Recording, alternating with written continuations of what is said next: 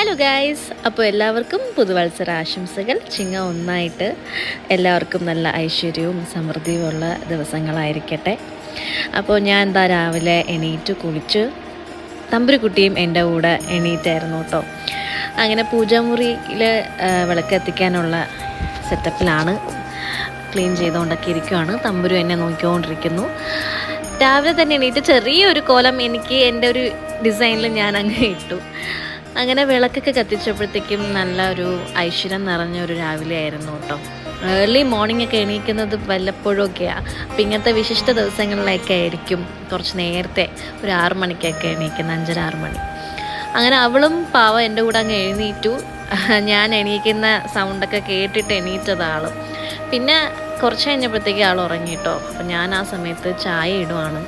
അപ്പോൾ രാവിലെ തന്നെ ചായയൊക്കെ കുടിച്ച് നമ്മൾ ഒരു അടിപൊളി ഒരു പോസിറ്റീവ് മൈൻഡിൽ ഇങ്ങനെ ഇരിക്കുവാണ്.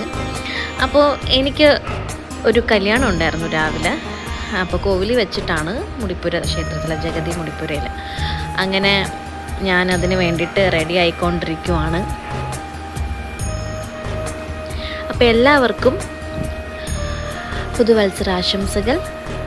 എല്ലാവർക്കും നല്ല നന്മയും സമൃദ്ധിയും നിറഞ്ഞ വർഷമായിരിക്കട്ടെ, അല്ലെങ്കിൽ ദിവസങ്ങളായിരിക്കട്ടെ, ഐശ്വര്യത്തിൻ്റെയും സമൃദ്ധിയുടെയും. അതെ, നമ്മുടെ ഓണമൊക്കെ വരാൻ പോവാണ്.